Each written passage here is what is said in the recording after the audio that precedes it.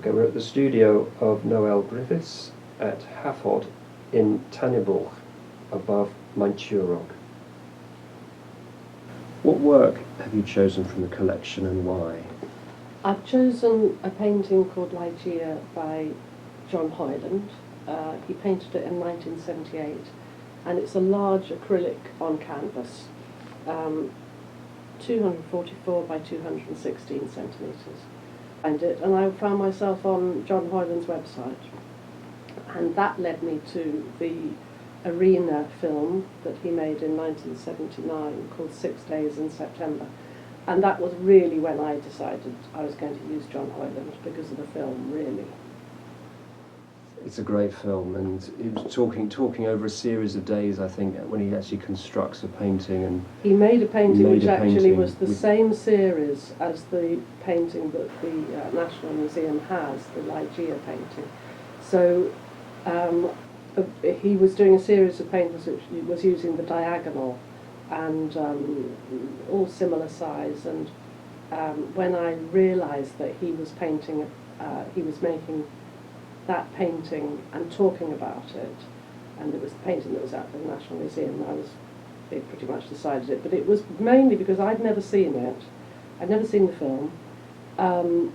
When I think back, because I was at St Martin's when he was an external assessor, I was part of a time at St Martin's which was big abstract paintings. A lot of the tutors were abstract painters, and now I think, gosh, why didn't I see that film? You know, why weren't we all shown that film? But of course, in those days, it was shown on the television, 1979, and then you couldn't see it again because it wasn't. We didn't have the internet. We didn't have all the things that we can now access so easily.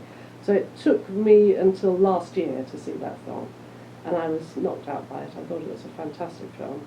And the other reason is that not only was it an amazingly honest film about someone painting and all the insecurities and vulnerabilities and challenges, and this kind of wonderful way of coaxing a painting into creation, but on day 4 or something, 2 of his friends came in to see his studio and the work in progress, and one of them was one of my ex-tutors, and a tutor I was very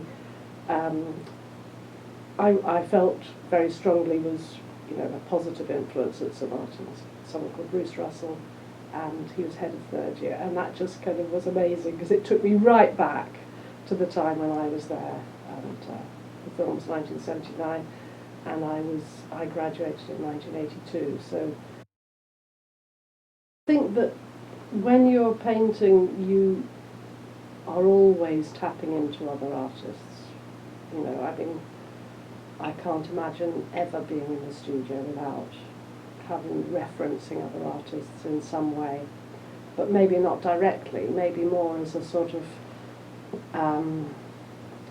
expanding of ideas, or expanding of technique, or expanding of visual vocabulary. So it doesn't feel that unusual to be looking at another artist. And as I say, the film, I think, was a big part of me choosing Hoyland.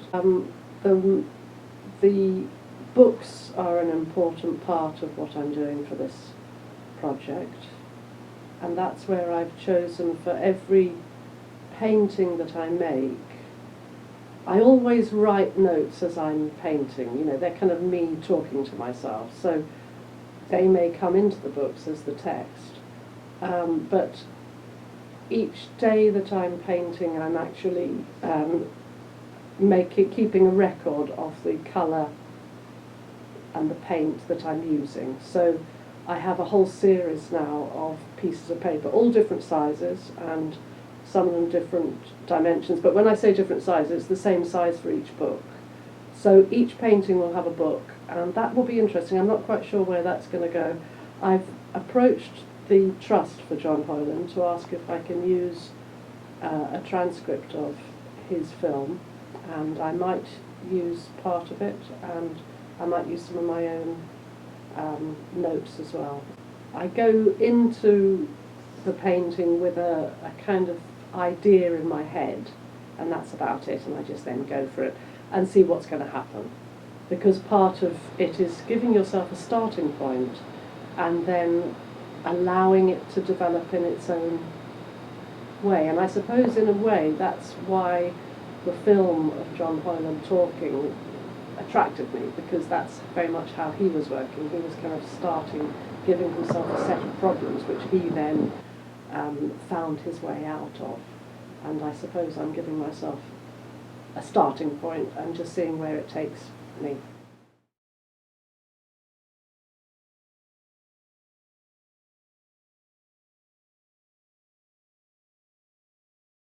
Great. How does the process work? I wanted to find a starting point that I could use, and then let's see what happens with that starting point, with this idea of wanting to keep the acrylic very thin and stained and layered, and finding this quality that I don't really know what I'm looking for until I start to get there. And I have been looking at the architect Luis Barragan, who was a Mexican born in 1902 and was a modernist architect who used colour in a really vibrant way. He created outdoor spaces and indoor spaces which used reflection with water and light and shadow. So these two paintings are called Barragan 1 and 2.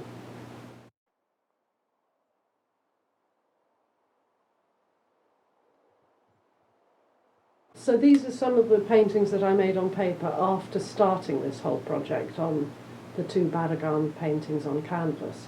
And I'm using khadi paper, which is an amazingly thick handmade Indian paper, which is like fabric really. You can really wash it out, and it takes a lot of hammering. So this is Barragan 1, painting on canvas, and these are the pages here for Barragan 1. So it gives you an idea as to how I'm putting a swipe of colour for each time that I add a colour, and some of the pages go on for more than one day, and some of them go on over a period of days, so just one page for each day. And this is then the second series on paper, which I think are actually becoming more successful because they're getting much simpler.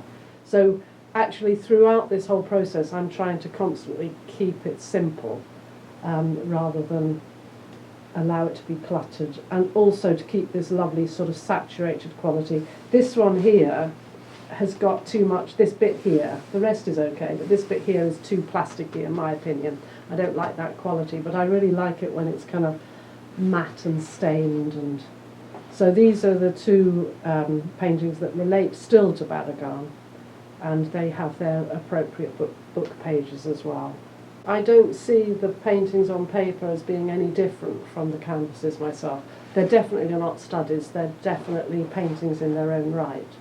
But in actual fact, I started this series of work with 4 canvases, one very large canvas, which in parts works, but in my opinion is a mess, and I'm not going to show it. And one smaller canvas, and then these two. These are the 2 canvases on the shelf here are the 2 that I stand by. The other 2 canvases, I'll reuse the stretchers. But these ones on paper are definitely in their own right just as important, in my opinion, as the ones on the canvas.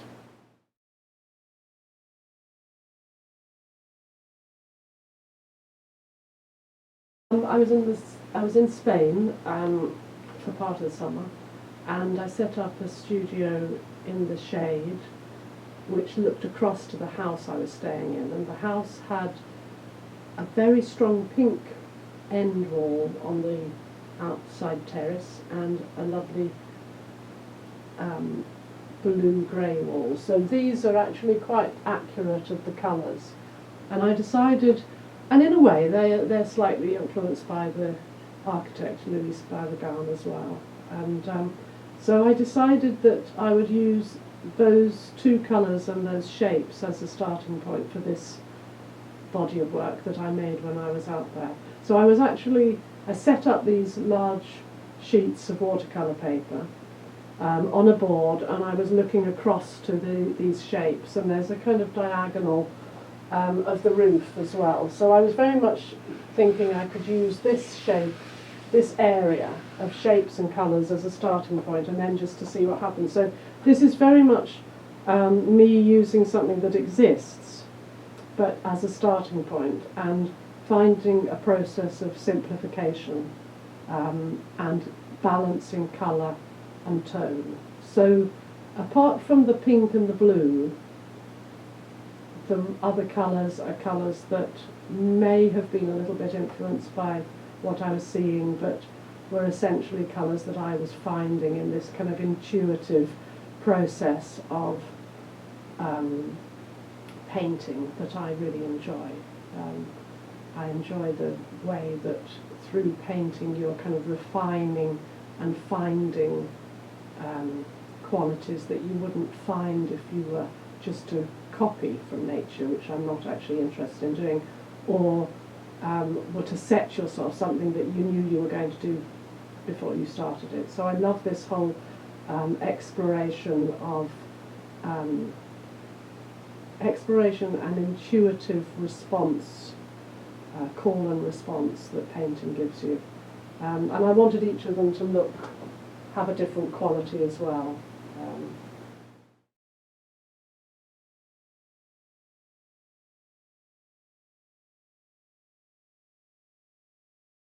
What does having a studio mean to you? I love my studio. I've been in this studio for 27 years, which is amazing. It's obviously the best studio I've ever had. It's changed over the years. It's got more cluttered, but it's always been a place to be quiet in, to think in,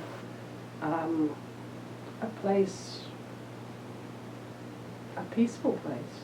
I mean, I've chosen to make my studio really comfortable. I've got a comfortable chair, I've got all my books here, I've got a wood-burning stove.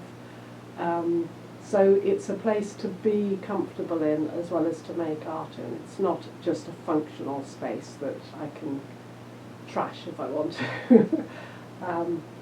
It's got fantastic natural light. For many years when we lived here, because we live in quite a remote place, we didn't have electricity.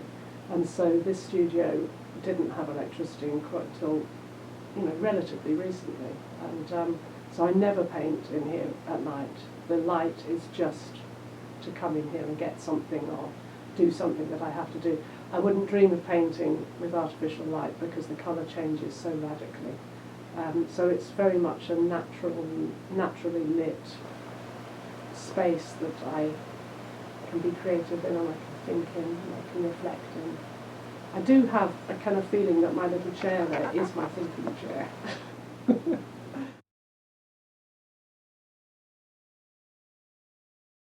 What do you like about working in North Wales?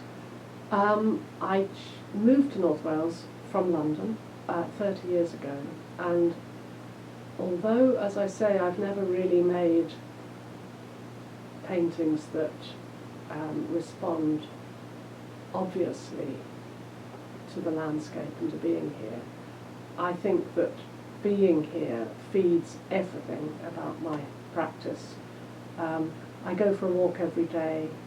I am interested in not just in how things look, because it's obviously really beautiful here, but I'm interested in what the quality of the weather's like and how still things are, or how things are moving, and the feeling of it against my skin. I'm interested in everything to do with being in touch with my surroundings, and I know that some of my paintings have been fed by those experiences.